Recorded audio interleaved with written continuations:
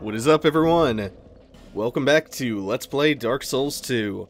In the last episode, I freed Ornifex in the Shaded Woods, and we entered Brightstone Cove, Seldora, a town which was once host to a prosperous mining operation, and what the citizens of the town were inferred to be mining were crystals, much like the crystals you find in Seath's crystal cave outside of his boss room. The entire area around the Duke's archives. So today we're going to be heading a little bit further into the Brightstone Cove. We're going to be talking a little bit more about Duke Seldora, the Duke of this town. And we're going to get a much better look at this mining operation and what's left of this kind of threadbare version of the Crystal Cave. Assuming that's what this is. First though, I have some sniping business to take care of with these annoying-ass casters, who will just chain cast at you. And the thing that makes... There are a couple of instances where you have to deal with casters like this in the game. The annoying things about these ones are that their soul arrows, they home in. They will change course to home in on you. Makes it kind of a pain in the ass. It's why was this the second time now I'm pulling the bow out? I pull out my bow! Love these zip lines. There's gonna be a little bit, actually kind of a decent chunk of this level that I am not gonna be exploring just yet. Because once you are down on the bottom level, it's actually hard to get back across to the other side of the bottom level. That'll make sense in just a second. Just as soon as I finish working my way down. I'll probably be back here for a second trip through down the line.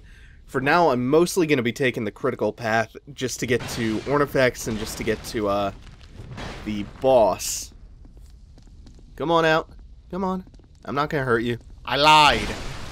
I lied hard. So yeah, for now, I'm probably going to be taking the straightforward path through, the critical path. And then, once we have the important business finished up in here, which is procuring my Crypt Blacksword, which we are just moments away from as soon as I finish dealing with some more of these casters. And after we deal with the Duke's dear Freja, then we can come back for a cleanup run through this place. I think there's also an Estus shard somewhere in here. I keep forgetting where the Estus shards are and where they aren't. I'm a little bit more confident than I was when I said the same thing last time, when I thought there was an Estus flask shard in the well. I did get the shard right behind the Prowling Magus and his congregation. I want to say in one of the houses there's one that I'm gonna miss for the moment. Oh, this is not a room I want to deal with right now, I don't think. Let me try and clear things out. And there's a spider up there. So just in case running headfirst into two casters isn't dangerous enough, there's a little spider ambush waiting for you too. Oh wait, I drew him back further than I wanted. This could be a good thing though. Could actually work out to my benefit, drawing him back. Ah, no. Nope, nope, nope, because I'm also in range of the one on my side. Not getting flanked by casters today. It's not gonna happen. So, let me go ahead and deal with him. The next time these casters pop up, they're gonna be way, way worse than this. There is, one particularly infamous level coming up in the late game, where I am gonna hopefully have an upgraded bow, because dealing with that later level as a melee character is kind of a pain in the ass. Oh, also, if you're wondering why I'm not just ziplining down to them and attacking them in melee range, it's not because I'm worried about taking a little bit of damage on the way there. I'm perfectly willing to just burn through a couple of Estus flasks while working my way through them. The problem is, if I get hit with one of their homing soul arrows while I'm in the middle of a zipline, it'll knock me off the zipline, and I will likely fall to my death. And I don't want to deal with that. There's another pathway you can take where you can just kind of jump down the side of the buildings. And you can make your way down to the bottom floor without using the zip lines, but that's going to dump me in an area where I don't want to be yet. So I'm going to kind of just slowly, methodically work my way through here instead of taking that other pathway. I also didn't even notice the hole in the floor. Wonder if the spider can get back up here. Lightning urn, I'll take that. Something that I just remembered, I was getting confused a while back. During one of the Shaded Woods episodes, either the last one or the one before, I was confusing Lord Aldea, or Duke Aldea. I think he also has the title of Duke. With Duke Zeldora.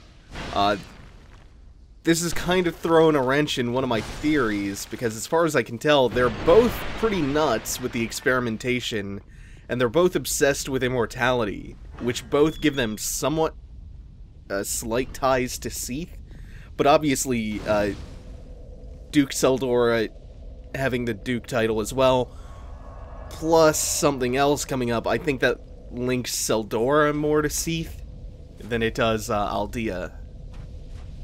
Leaving me not really knowing what to think about Aldea, but this is Ornifex's house. Let's go pick something up and talk to her. We meet again, kind traveler. This is my workshop. In your tongue, I believe I would be called a blacksmith. I create all manner of equipment using an ancient technique unique to my people. Oh shit. Normally, I only cater to a very select few. Okay, good. Didn't want to hit Ornifex. I will craft one thing of your choice. My wares are far from ordinary. I am certain that they will please you. I require no payment this time, but you must bring me a wondrous soul.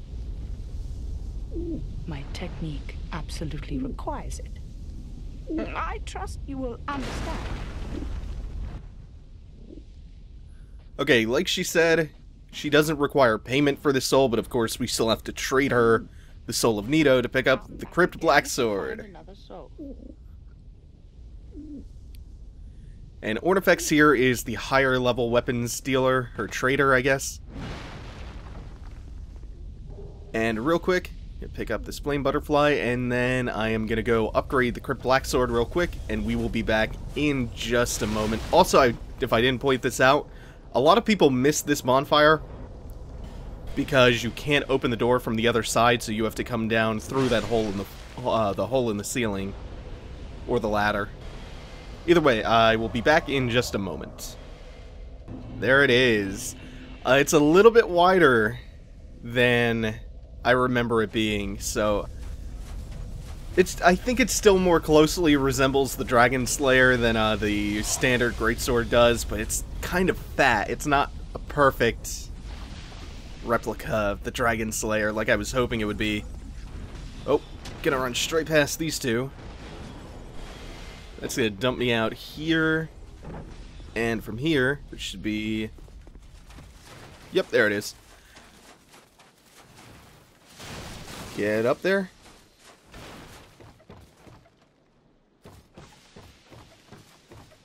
And, oh right, there's an invader too.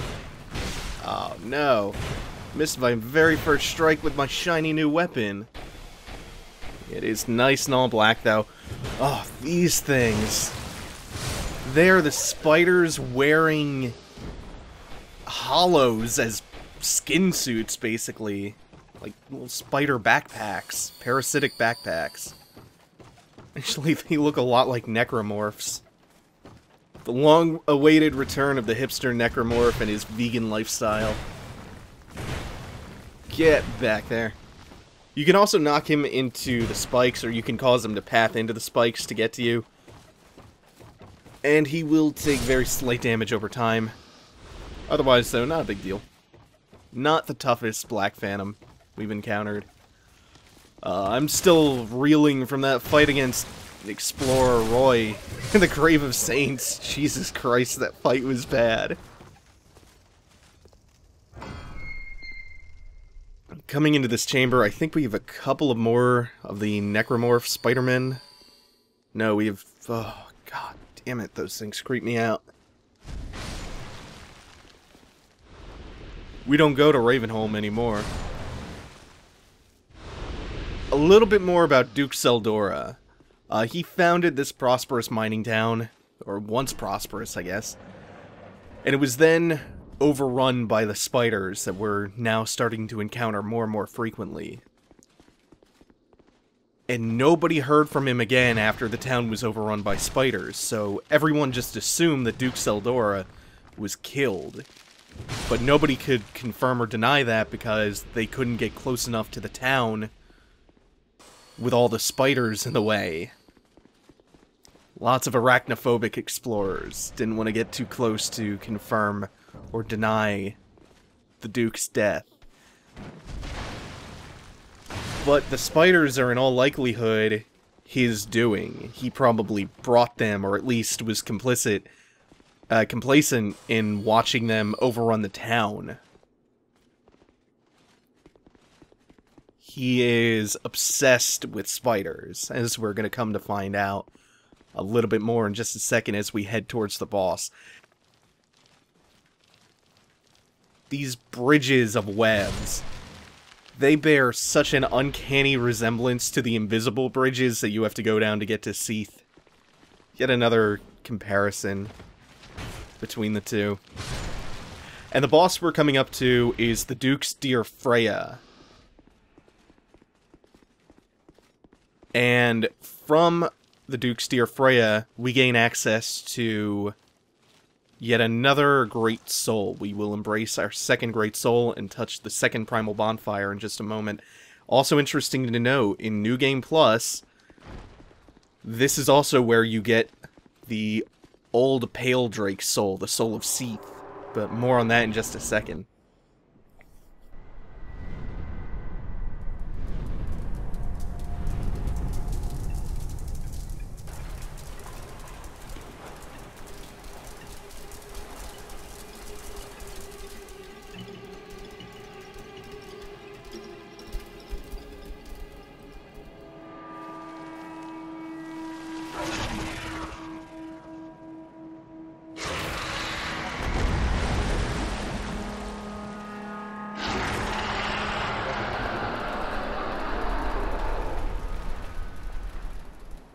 So this is normally where I would put the death cam in for the first attempt, but that was too stupid to be worth it.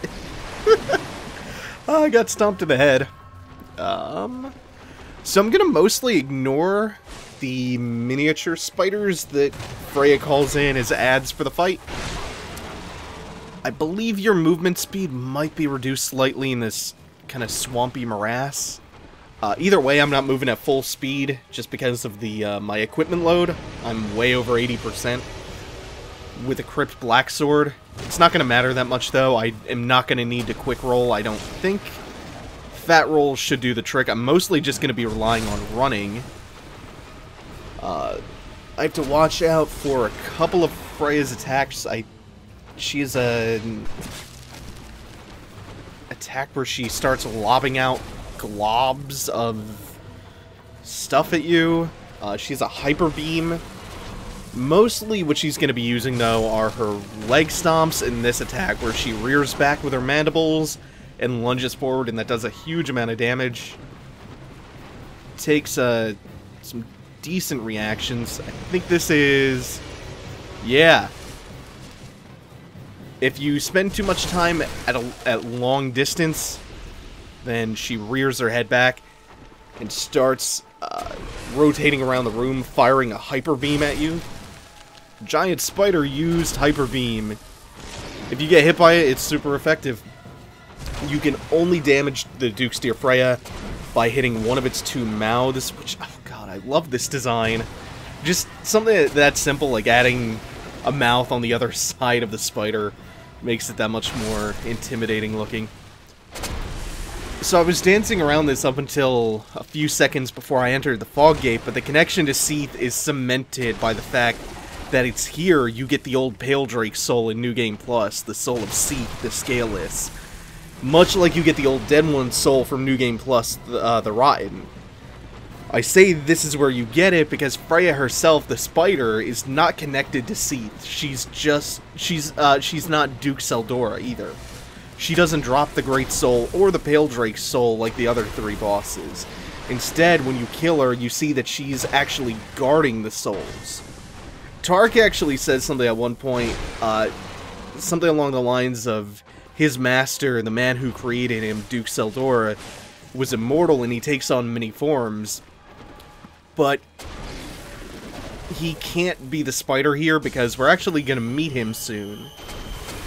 Unless... Oh, what if he fused his soul with the spider, and that's why it's two-headed, and the body we run into later is just like this soulless, hollowed-out husk?